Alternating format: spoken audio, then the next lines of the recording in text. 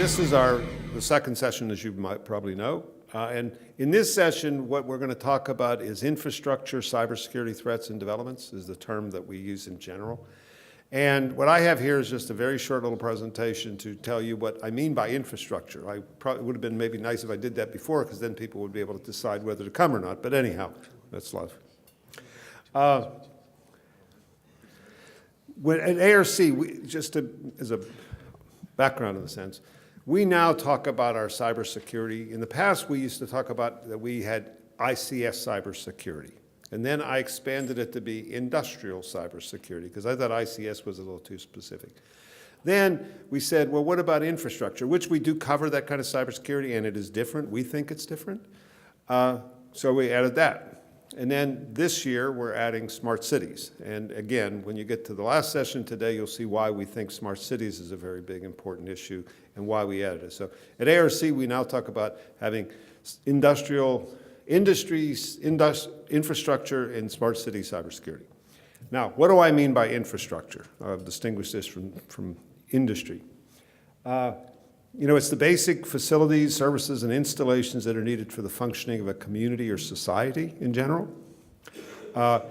And the key thing for me, and though it's not precise, but infrastructure organizations provide services. And when I say services, I don't mean sending people out to do work. I mean they provide electricity, or they provide water, or they provide gas, or they do something like that. They provide some kind of a service that I, as a consumer, take care of, or other people. Maybe it could be businesses.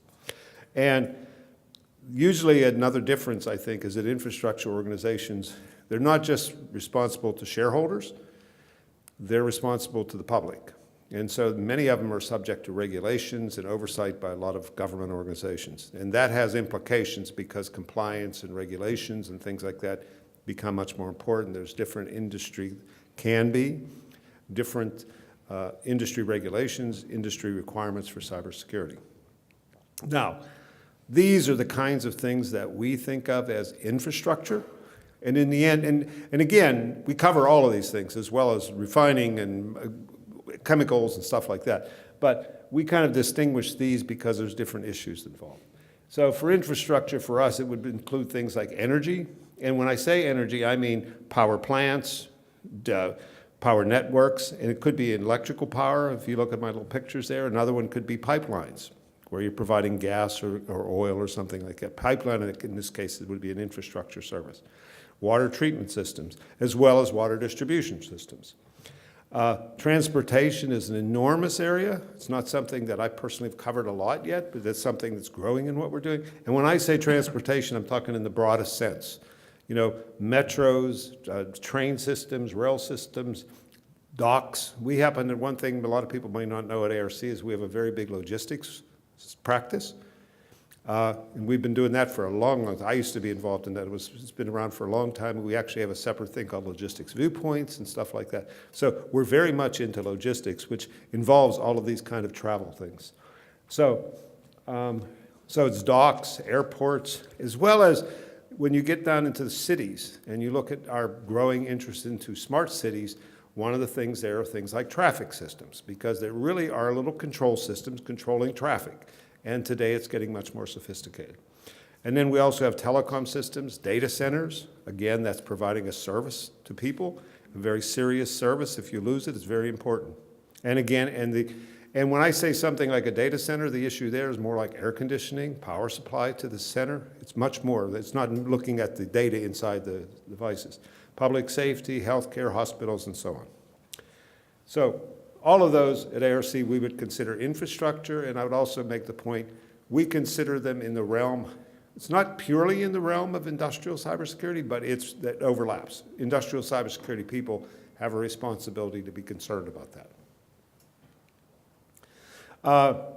Now, the characteristics that I think are interesting, and I'm just trying to frame this stuff. This is really just a panel discussion, but I'm just trying to frame it, is cyber assets. What we consider cyber assets span plants, SCADA systems, and various support systems. In infrastructure, we find that assets are interconnected through a variety of different kind of communication systems, including public networks, satellite systems, cell systems, microwave systems, all kinds of different networking approaches. Some of them are public, some of them are not.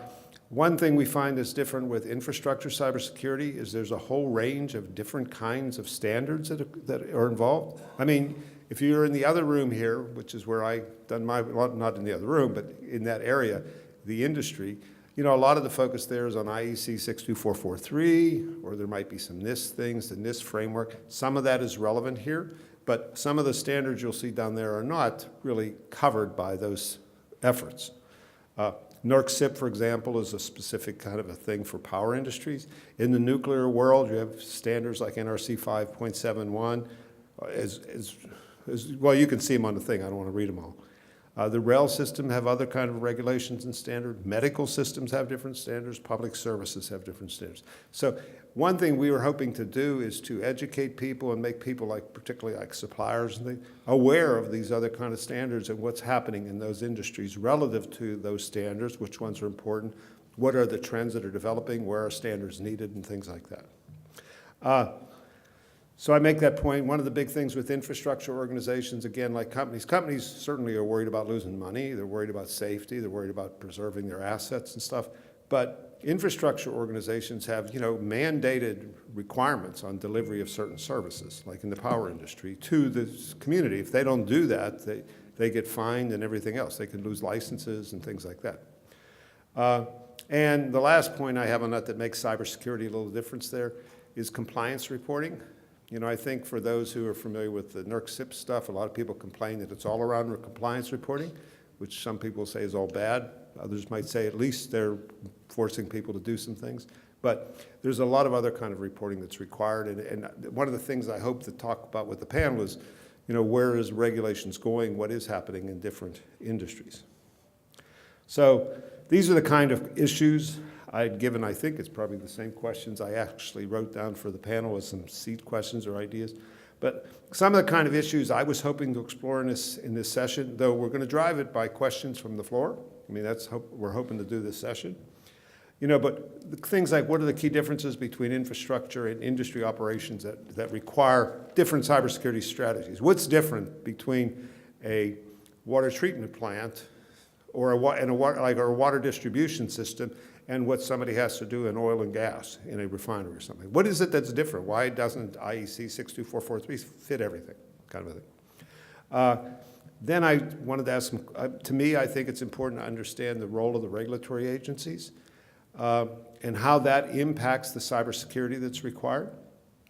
A lot of things like I mentioned in the other session, like secure remote access. Some industries you have to, for compliance reasons, you have to make sure you monitor everything that ever happens in that system. And then I want to understand what kind of a role IEC 62443 does play. And another question I think is important, because we have a lot of people here from those organizations, is what should the groups that work like on IEC 62443, the ISA in this case, what should they be doing to help with these other industries? So with that said, what we have here today is a panel. We have 4 people up here. Nathan Faith from Exelon Nuclear, Exelon Generation, but from the nuclear side. Jeff Scher, who's from the SANS Institute. Joe Langwell, who is with AECOM, but Jeff has a very broad background. He was also known as SCADA Hacker, or I still am known as SCADA Hacker, I guess. He still has that website. But Joe has a long background in power and some other industries. And then David Lawrence, who's joined us from Duke Energy. The first 3 of them are going to give short presentations. David, you're welcome to if you like, but I don't know if you're prepared, because it was a kind of a last-minute shift here. So I'll give him an excuse now. He doesn't have to. That's fine. But anyhow, the way we're going to run the panel is I just want to give each of the panelists about 10 minutes just to kind of say a few comments about them, their company, or their backgrounds, and then frame what they see as the issues in their industry and give their perspectives on certain things. And they come from different industries, as you'll see. Maybe both there's 2 power industry here, but quite different perspectives, I think.